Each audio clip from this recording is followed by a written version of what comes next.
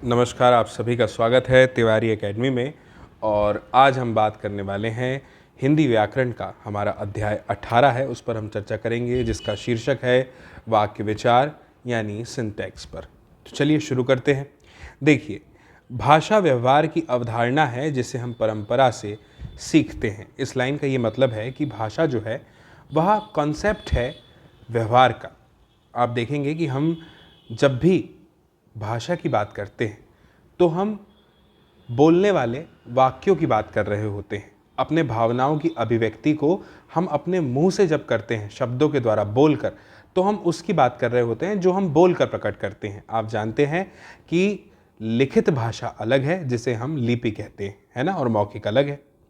तो भाषा जो है वो क्या है? व्यवहार की अवधारणा है जिसे हम परंपरा से सीखते आए हैं। आप जानते हैं कि कोई पैतृक संपत्ति तो होती नहीं है भाषा, जो हमें अपने पिता से मिल जाए, या फिर आप कह लीजिए कि व्याकरण को कह लीजिए, व्याकरण कोई पैतृक संपत्ति तो है नहीं, हमें वो सीखना पड़ता है। हमारे पिता को व्याकरण अगर आता है तो इसका ये मतलब नहीं कि हमें भी आएगा, हमें सीखना पड़ेगा। तो बस भाषा जो है वो क्या है? व्यवहार की अवधारणा है, और इसे हम परंपरा से सीखते हैं। शब्दों का सार्थक समूह जो है वही वाक्य कहलाता है, वाक्य का निर्माण करता है। भाई कुछ शब्द हैं, अगर हमने उन्हें उलट पलट करके बना दिया तो उस वाक्य का कोई अर्थ भी निकलना चाहिए, तभी हम कहेंगे कि वो वाक्य है। अगर अर्थ नहीं निकलता तो हम उसे वाक्य नहीं कह सकते। वाक्य से ही क्या होता है? भाषा की शुरुआत होती है, और व्यवहारिक दृष्टि से भाषा क्या है? वाक्यों का ही समूह है। भाषा में अर्थ की सार्थकता की अपेक्षा सदा ही बनी रहती है। हमेशा होता है ना कि अर्थ जो है वो सार्थक होगा, इसमें अर्थ के साथ होंगी वाक्य, इसकी अपेक्षा हमेशा होती है। तो वाक्यों का जो सुव्यवस्थित रूप है वही कहलाता है वाक्यों की रचना। ठीक, अब देखिए यहाँ पर कुछ वाक्य हैं, इन्हें हमें पढ़ना है। अभी पढ़ते हैं।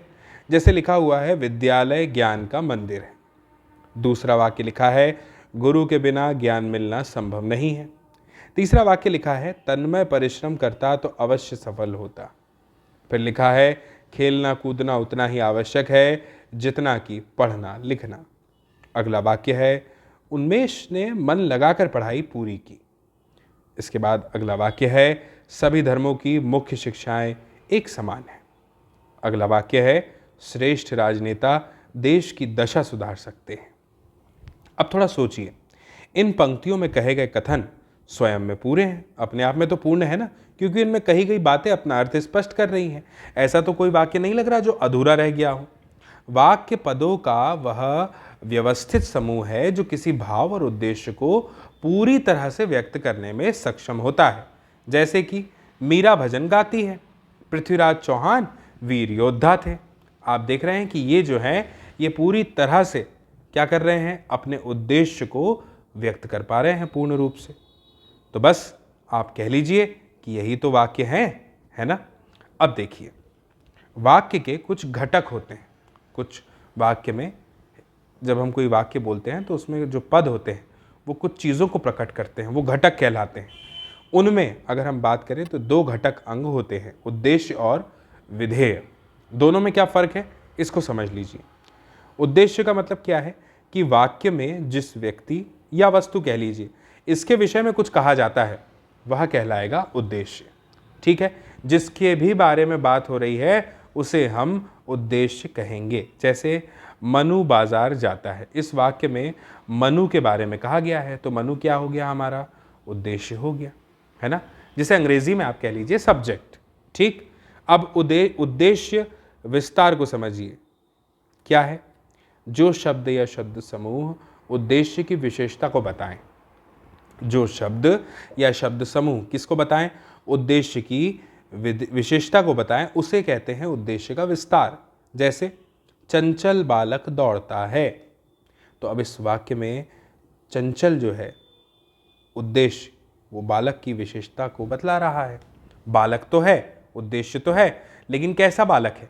चंचल बालक है। तो जो चंचल शब्द है वो उद्देश्य के बारे में, उसकी विशेषता के बारे में बता रहा है, तो वह जो है उद्देश्य का विस्तार हो गया। कौन? चंचल शब्द। ठीक है कि बालक तो है लेकिन कैसा बालक है? चंचल बालक है ये। अब विधेय क्या होता है? वाक्य में उद्देश्य के विषय में जो कुछ भी कहा जाता है उसे हम विधेय कहते हैं। जैसे मनु बाजार जाता है। इस वाक्य में मनु उद्देश्य है और बाजार जाता है, ये बाकी का जो पद है पूरा, ये क्या है, विधेय कहलाता है। अगर विधेय विस्तार की बात करें तो क्या होगा, विधेय की विशेषता बताने वाले शब्द या शब्द समूह को विधेय का विस्तार कहते हैं। कह लीजिए जैसे वह धीरे धीरे जाता है, इस वाक्य में धीरे धीरे जा तो रहा है लेकिन कैसे जा रहा है, धीरे धीरे जा रहा है। तो ये जो है धीरे धीरे, ये जो है विधेय की विशेषता बताने वाला शब्द है, अतः इसे क्या कहेंगे, विधेय विस्तार कहेंगे। तो अगर मैं आपसे पूछूं कि बताइए किसी वाक्य में उद्देश्य क्या है, तो आप कहेंगे कि किसी भी वाक्य में उद्देश्य उस वाक्य का वह घटक होता है या वह हिस्सा या भाग होता है जो जिस पर वह जो पूरा का पूरा वाक्य है वो निर्भर करता है, जिसमें वाक्य में जो सबसे प्रधान पद होता है। जैसे उदाहरण में भी हमने देखा कि जैसे कह लीजिए कि श्याम स्कूल जाता है, तो जो श्याम है वो क्या है, यहाँ पर उद्देश्य हो गया। ठीक, फिर उसके बाद में अगर मैं कह दूं कि पढ़ाकू श्याम ने परीक्षा में अच्छे अंक प्राप्त किए, तो पढ़ाकू श्याम यानी श्याम कैसा है, पढ़ाकू है, पढ़ने लिखने वाला है, तो ये जो है उद्देश्य विस्तार हो गया, उद्देश्य की विशेषता बताने वाला शब्द हो गया। विधेय क्या होता है, बचा हुआ पद। तो जो वाक्य का बचा हुआ पद है वो जो उद्देश्य नहीं है वो पूरा का पूरा विधेय कहलाता है। और विधेय की भी कुछ विशेषता वाले शब्द हैं, उन्हें हम विधेय विस्तार कहते हैं। ठीक, अब हम आते हैं वाक्य संरचना पर कि वाक्य संरचना क्या है। समझिए, वाक्य संरचना के लिए मुख्य रूप से दो बातों पर ध्यान देना जरूरी है, एक है पदक्रम और एक है अन्वय। आप कहेंगे पहले बताइए पदक्रम और अन्वय का मतलब क्या होता है, दोनों बताऊंगा, ध्यान से सुनिए। सबसे पहले समझिए पदक्रम को। वाक्यों में शब्दों के स्थान प्रयोग को पदक्रम कहते हैं। शब्दों का स्थान सभी जगह पर निश्चित होता है ना भाई, वाक्य में हर शब्द का अपना एक नियत स्थान है कि उद्देश्य कहाँ आएगा, उद्देश्य विस्तार कहाँ आएगा, विधेय कहाँ आएगा, विधेय विस्तार कहाँ आएगा, सब पहले से तय है। पदक्रम संबंधी प्रमुख बातें नीचे दी जा रही हैं, उसको थोड़ा समझिए। जैसे सबसे पहले लिखा है क्रियापद, ये वाक्य के अंत में और कर्म पद तथा कर्ता और क्रिया के मध्य में रहते हैं। ये सब हम जब अभी उदाहरण देखेंगे तो समझ जाएंगे। कर्ता, कर्म और क्रिया के अर्थों में वृद्धि करने वाला विशेषण और क्रिया विशेषण पद तथा पदबंध तत्संबंधी पदों से पहले लगते हैं। कौन कौन, कर्ता, कर्म और क्रिया के अर्थों में वृद्धि करने वाले विशेषण, ऐसे विशेषण जो क्रिया के अर्थों में वृद्धि करते हैं। जैसे भारी बारिश के चलते आज की यात्रा रद्द हो गई, तो बारिश तो हुई लेकिन कैसी हुई, भारी बारिश हुई। ठीक है, अब समझिए, क्रिया विशेषण पद और पदबंध तत्संबंधी पदों से पहले ये लगते हैं। देखिए अगला दिया है वाक्य कि संबंध कारक संबंधी शब्द में सब शब्द से जो है ये पूर्व रहता है। संबंध कारक जो होता है वो उससे संबंधित जो शब्द है उससे पहले लगता है। फिर आगे लिखा हुआ है कि संबोधन पद और विस्मयादि बोधक पद जिसमें आश्चर्य प्रकट होता है यदि हो तो वाक्य के आरंभ में आते हैं। बिल्कुल सही बात है, विस्मयादि बोधक पद जो है, संबोधन पद जो है, जैसे कि हे राम। अब हे राम में जो हे है वो क्या है, संबोधन पद ही तो है कि नहीं। विस्मयादि बोधक जैसे कि हुर्रे, मैं मैच जीत गया, इस तरह से। अन्यथा कर्ता ही वाक्य के आरंभ में इसमें रखे जाएंगे। फिर लिखा है प्रश्नवाचक पद प्रश्न के विषय से पूर्व लगाया जाता है। प्रश्न के विषय से पहले प्रश्नवाचक पद आता है। शेष कारक कर्ता और कर्म के मध्य रखे जाते हैं, परंतु यदि एक वाक्य में एक से अधिक कारक रूप का प्रयोग हो तो उन्हें उल्टे क्रम से रखा जाता है। बात की चार बातें ऐसी दी है कि पूर्वकालिक क्रिया प्रायः मुख्य क्रिया से पहले आती है, यदि वाक्य में कर्म भी हो तो उससे पहले लगती है, और निषेधात्मक न या नहीं प्रायः क्रिया से पहले आता है, लेकिन आग्रहात्मक न वाक्य के अंत में आता है। मिश्र वाक्य में प्रायः प्रधान उपवाक्य को पहले और आश्रित उपवाक्य को बाद में रखते हैं, और मिश्र और संयुक्त वाक्यों में योजक दो उपवाक्यों के मध्य में रखे जाते हैं। अन्वय की बात करेंगे तो अन्वय का अर्थ क्या होता है, मेल होता है। इसमें हमें यह भी बताया है कि वाक्य की जब हम रचना करते हैं तो उस समय जो संज्ञा है, क्रिया है, पदों के लिंग है, वचन है, इन सभी में क्या होता है, मेल होना चाहिए। जैसे कि उदाहरण के रूप में बताया है कि पुल्लिंग संज्ञा के लिए स्त्रीलिंग क्रिया का प्रयोग उचित बिल्कुल भी नहीं हो गया। भाई जहाँ पर कह लीजिए कि पुल्लिंग संज्ञा है वहाँ पे आपको पुल्लिंग क्रिया का ही प्रयोग करना पड़ेगा। वाक्य में कर्ता और क्रिया का, कर्म और क्रिया का, संज्ञा और सर्वनाम का, विशेष और विशेषण का तथा संबंध और संबंधी का अन्वय यानी मेल हमेशा रहना चाहिए। अब इसी पर थोड़ा विचार करके देखते हैं। जैसे देखिए कर्ता और क्रिया का अन्वय, कारक चिन्ह रहित कर्ता की क्रिया कर्ता के अनुसार होती, जैसे मोहन पढ़ता है। अब आप यहाँ पे देख रहे हैं कि ये जो है कारक चिन्ह रहित कर्ता है और इसकी क्रिया कर्ता के अनुसार ही हो रही है। कर्म और क्रिया का अन्वय, कर्ता को हटा के देखेंगे क्या है, कर्ता के साथ कारक चिन्ह और कर्म चिन्ह जो है वो अगर नहीं हो तो क्रिया कर्म के अनुसार होती है। जैसे मोहन ने अखबार पढ़ा, मोहन ने चिट्ठी लिखी। इन वाक्यों से क्या समझ में आया? इन वाक्यों से यही समझ में आया कि जो कर्ता है उसके साथ का जो कारक चिन्ह है या कर्म चिन्ह कह लीजिए वो नहीं है और क्रिया जो है वो कर्म के अनुसार हो रही है। मोहन ने चिट्ठी लिखी। संज्ञा और सर्वनाम की अगर अन्वय की बात करें तो वाक्यों में सर्वनाम के लिंग, वचन और पुरुष संज्ञा के अनुसार होते हैं। हिंदी में आदर सूचक भाव व्यक्त करने के लिए सर्वनाम का प्रयोग यहाँ पे बहुवचन में होता है। जैसे राम से पूछो कि वह खाएगा या नहीं। वहीं पर दूसरा वाक्य है, डॉक्टर राजेंद्र प्रसाद भारत के प्रथम राष्ट्रपति थे। अब यहाँ पे हमें ये समझ में आ रहा है कि आदर सूचक भाव व्यक्त करने के लिए यहाँ पे सर्वनाम जो है उसका प्रयोग बहुवचन के लिए हो रहा है। आगे लिखा है विशेष्य और विशेषण का अन्वय। इसमें क्या बताया है? विशेषण का लिंग वचन के विशेष्य के अनुसार होता है। जैसे अच्छा बच्चा, अच्छे लड़के। एक से अधिक विशेषण होने पर यह नियम लागू होता है, जैसे लाल पीले फूल, इस तरह से। अब है संबंध और संबंधी का अन्वय। जैसे संबंधवाचक शब्दों के लिंग और वचन संबंधों के अनुसार होते हैं। जैसे वह मेरा अखबार है, वह मेरी पुस्तक है। यदि भिन्न लिंग की संज्ञाएं संबंधी रूप से आ जाएं तो संबंध चिन्ह पूर्व की संज्ञा के अनुसार होता है। जैसे मेरा पुत्र और पुत्री जो है वो गाड़ी में है, इस प्रकार से। अब समझिए, अब हम बात करते हैं वाक्यों के भेद पर। यह सबसे महत्वपूर्ण भाग है। इसमें हमें वाक्यों के भेद के बारे में जानने का अवसर मिलेगा। वाक्य के कितने प्रकार हैं इस पर हम चर्चा करेंगे। देखिए, सामान्य दो आधारों पर वाक्यों के भेद किए जाते हैं, एक तो अर्थ के आधार पर और एक रचना के आधार पर। सबसे पहले समझते हैं अर्थ के आधार पर वाक्यों के भेद। तो अगर बात करें अर्थ के आधार पर तो 8 प्रकार के वाक्य हैं। सबसे पहला है क्या? विधानवाचक वाक्य। इसमें क्या होता है? इसमें क्रिया के करने या होने का सामान्य सा कथन प्रकट होता है। उन्हें विधानवाचक वाक्य जो है वो कहा जाता है। जैसे वह प्रतिदिन व्यायाम करता है। इसमें आप देख रहे हैं कि क्रिया को कोई कर रहा है और उसके होने का सामान्य रूप से हमें भाव जो है वो यहाँ पे प्रकट होता हुआ दिखाई दे रहा है, वह प्रतिदिन व्यायाम करता है। दूसरा है निषेधवाचक वाक्य। इन वाक्यों में क्रिया के न होने का कथन होता है, जिसमें हमें ऐसा लगता है कि क्रिया नहीं हो रही। जैसे मेधावी छात्र परीक्षा में नकल नहीं करते। यहाँ पे नहीं शब्द का प्रयोग हमें बता रहा है कि यह अर्थ के आधार पर निषेधवाचक वाक्य है। फिर है संदेहवाचक, यानी जिन वाक्यों में संदेह या संभावना का बोध होता है उन्हें हम संदेहवाचक कहते हैं। जैसे मुझे नहीं लगता कि वह पास हो जाएगा या पास हो पाएगा। तो आप देख रहे हैं कि यहाँ पर एक संभावना प्रकट की गई है, संदेह प्रकट किया गया है कि मुझे नहीं लगता कि वह पास हो जाएगा। ठीक। इच्छावाचक, जिसमें हम अपनी इच्छा प्रकट करें। जिस वाक्य में वक्ता की इच्छा, कामना, आशा, आशीर्वाद, इन सब के बारे में हमें पता चले, बोध हो, उसे हम इच्छावाचक वाक्य कहते हैं। जैसे भगवान आपको सदा स्वस्थ रखे, तुम्हारी यात्रा मंगलमय हो। ये दो वाक्य हैं। इन दोनों में हमने अपनी इच्छा, आशीर्वाद, आशा, कामना प्रकट करी, इस तरह से। फिर है प्रश्नवाचक, जिसमें प्रश्न चिन्ह आ जाए, है ना। जिस वाक्य से किसी प्रकार के प्रश्न किए जाने का बोध हो उसे प्रश्नवाचक वाक्य कहते हैं। जैसे क्या तुम विद्यालय जा रहे हो, इस तरह से।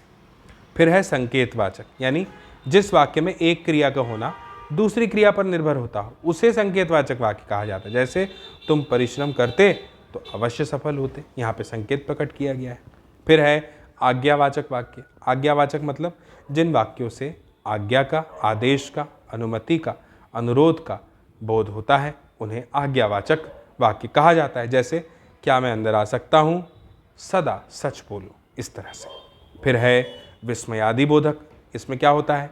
जिन वाक्यों में आश्चर्य यानी विस्मय हो, हर्ष हो, घृणा हो, शोक आदि के भाव प्रकट हो, उन्हें विस्मयादि बोधक वाक्य कहा जाता है। जैसे आहा कितना सुंदर उपवन है, या फिर कह लीजिए छी इतनी बदबू, इस तरह से। फिर है रचना या बनावट के आधार पर वाक्यों के भेद। इसमें अगर हम बात करेंगे तो 3 प्रकार होते हैं। एक है साधारण वाक्य या सरल वाक्य, फिर है मिश्र या मिश्रित वाक्य, और फिर है संयुक्त वाक्य। ध्यान से समझिएगा, मिश्रित और संयुक्त में कंफ्यूज नहीं होंगे आप। सरल वाक्य क्या होते हैं? जिस वाक्य में एक ही उपवाक्य हो, अर्थात एक कर्ता और एक ही क्रिया हो, उसे हम सरल वाक्य कहेंगे। जैसे लड़की सुंदर है, इस वाक्य में एक उद्देश्य और एक विधेय रहता है। मिश्र वाक्य क्या होते हैं? जिस वाक्य में एक प्रधान उपवाक्य हो और दूसरा आश्रित यानी उस पर निर्भर हो, वह मिश्र वाक्य कहलाता है। जैसे सभी जानते हैं, क्या जानते हैं? कि तुम अच्छे विद्यार्थी हो। इस वाक्य में सभी जानते हैं प्रधान उपवाक्य है और तुम अच्छे विद्यार्थी हो ये उस पर आश्रित उपवाक्य है। कि जो है छोटी की मात्रा के साथ का समुच्चय बोधक शब्द ने इस दोनों वाक्यों को जोड़कर एक बना दिया है, ये समुच्चय बोधक शब्द है। फिर है संयुक्त वाक्य, यानी समानता के आधार पर जब दो वाक्य समुच्चय बोधक यानी योजक से जुड़ते हैं तो ऐसा वाक्य संयुक्त वाक्य कहलाता है। जैसे बादल घिरे और मयूर नाचने लगे। यहाँ पे ये जो है और शब्द यहाँ पे प्रयोग में लाया गया है, ये जो है समुच्चय बोधक यानी योजक से जुड़ते हैं। ठीक है, तो इसे कहते हैं हम। 3 प्रकार के वाक्यों के कुछ उदाहरण यहाँ पे है, जैसे सरल वाक्य राम सो रहा है, मिश्र वाक्य मैंने देखा कि राम सो रहा है, संयुक्त वाक्य राम सो रहा है और मोहन पढ़ रहा है। इस तरह से वह यहाँ आया, फिर मिश्र वाक्य हो जाएगा जब वह यहाँ आया तब मैं घर पर नहीं था। संयुक्त वाक्य हो जाएगा वह यहाँ आया परंतु अधिक देर नहीं रुक सका।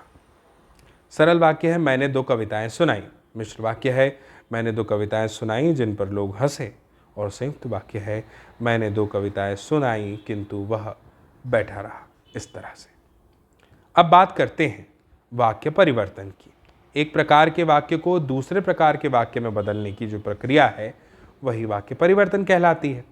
अब ये 3 प्रकार के होते हैं, एक वाच्य की दृष्टि से, एक रचना की दृष्टि से और एक अर्थ की दृष्टि से। आप समझिएगा, रचना की दृष्टि से वाक्य परिवर्तन जो है वो इस प्रकार से है, जैसे सरल वाक्य से मिश्र वाक्य बनाना, सरल वाक्य से संयुक्त वाक्य बनाना और संयुक्त वाक्य से मिश्र वाक्य बनाना। सबसे पहले बात करते हैं संयुक्त वाक्य से मिश्र वाक्य बनाने की। अब देखिए, सरल वाक्य को मिश्र वाक्य में परिवर्तित करने के लिए सरल वाक्य में प्रयुक्त अंश से 2 वाक्य बनाए जाते हैं। देखिए, ये शायद हेडिंग यहाँ पे गलत छप गई है, हम यहाँ पे संयुक्त वाक्य से नहीं सरल वाक्य से जो है मिश्र वाक्य बनाएंगे। जैसे कि उन्हें, जो, जिन्हें, जब, जिसने, जहाँ की, क्योंकि जैसे जो योजक है इनसे जोड़ दिया जाएगा। जैसे पहला वाक्य है शिक्षक के आते ही कक्षा चुप हो गई, ये सरल वाक्य है। अब मिश्रित वाक्य क्या होगा? जैसे ही शिक्षक आए कक्षा चुप हो गई। इस तरह से एक सरल वाक्य है बारिश रुकने पर हम घूमने चलेंगे, और मिश्रित वाक्य क्या हो जाएगा? जब बारिश रुकेगी तो हम घूमने चलेंगे। यहाँ पे तो शब्द का प्रयोग हुआ। फिर है परिश्रमी मनुष्य के लिए सब कुछ संभव है, ये सरल वाक्य है। और मिश्र वाक्य होगा जो मनुष्य परिश्रमी है उसके लिए सब कुछ संभव। इस तरह से फिर है सरल वाक्य से संयुक्त वाक्य में परिवर्तन। इसमें क्या होगा? देखिए, बंदर पेड़ पर चढ़कर फल खाने लगा, ये सरल वाक्य है। अब क्या होगा? हम यहाँ पे और लगा देंगे, बंदर पेड़ पर चढ़ गया और फल खाने लगा। अगर हमें एक और सरल वाक्य है मोहन कॉपी खरीदने बाजार गया, इसका संयुक्त बनाना हो तो कैसे बनाएंगे? मोहन बाजार गया और कॉपी खरीद लाया। एक और सरल वाक्य है वह घोड़े पर बैठकर जाने लगा, फिर मिश्रित वाक्य संयुक्त वाक्य में करेंगे कि वह घोड़े पर बैठ गया और जाने लगा। तो आप समझ गए कि संयुक्त वाक्य कैसे बनेगा, कैसे करेंगे आप? क्या कहेंगे कि सरल वाक्य से संयुक्त वाक्य में परिवर्तन के लिए भी दिए गए वाक्य को कथन के आधार पर 2 स्वतंत्र वाक्यों में बदला जाता है। फिर दोनों वाक्यों को और या परंतु, किंतु, लेकिन, तथा जैसे शब्दों योजकों के साथ जोड़ दिया जाता है। उसके उदाहरण हमने अभी यहाँ पर देखे। अब है संयुक्त वाक्य से मिश्र वाक्य में परिवर्तन। वो कैसे होगा? वो ऐसे होगा कि जैसे एक संयुक्त वाक्य है पूजा समाप्त हुई और प्रसाद वितरित किया गया। अब अगर इसको मिश्र वाक्य में बदलना है तो जैसे, जब, जो, ऐसे शब्दों का प्रयोग होगा तो क्या कहेंगे? जैसे ही पूजा समाप्त हुई वैसे ही प्रसाद वितरित किया गया। संयुक्त वाक्य है धूप निकल आई और हम छत पर खेलने लगे। अब इसको मिश्र में कैसे बदलेंगे? जब धूप निकल आई तब हम छत पर खेलने लगे, या जैसे ही धूप निकल आई वैसे ही हम छत पर खेलने लगे। इसके बाद क्या लिखा है? यहाँ पहले जंगल था परंतु अब घनी बस्ती है। इसको मिश्र में बदलेंगे, जहाँ पहले जंगल था वहाँ अब घनी बस्ती है। इस तरह से कुछ बातें हैं जो याद रखनी चाहिए। सबसे पहली बात जो हमें याद रखनी है वो ये है कि सार्थक शब्दों का वह व्यवस्थित समूह जिसे अपेक्षित अर्थ जिससे प्रकट हो वाक्य कहलाता है। बात बिल्कुल सही है। दूसरी बात जो हमें ध्यान में रखनी है, जिन क्रियायुक्त पदों से आंशिक भाव व्यक्त होता है उन्हें उपवाक्य कहते हैं। तीसरी बात जो हमें ध्यान में रखनी वो ये है कि वाक्य के मुख्यतः दो घटक हैं, उद्देश्य और विधेय। दोनों क्या हैं आप भली भांति जानते हैं, हमने भी समझा था। अर्थ के अनुसार वाक्य के 8 भेद माने जाते हैं। कौन कौन से हैं? विधानवाचक है, निषेधवाचक है, संदेहवाचक है, इच्छावाचक है, प्रश्नवाचक है, संकेतवाचक है, आज्ञावाचक है और विस्मयादि बोधक है। अगला है रचना के आधार पर वाक्य के 3 भेद बताइए, सरल वाक्य, मिश्र वाक्य और संयुक्त वाक्य। इनके बारे में भी अभी हमने जाना। उम्मीद है आपको वीडियो पसंद आया होगा, जानकारी समझ में आई होगी। आप ज़रूर इस वीडियो की लिंक को साझा कीजिएगा, शेयर कीजिएगा अपने दोस्तों, मित्रों, सहपाठियों, साथियों, परिजनों के साथ, ताकि वे लोग भी देखें इस वीडियो को और समझ पाएँ इस जानकारी को। बाकी मेरी फिर आपसे जल्दी मुलाकात होगी अगली नई जानकारी के साथ, अगले नए अध्याय में, नए वीडियो के साथ। और तब तक के लिए आप सभी को मेरा नमस्कार।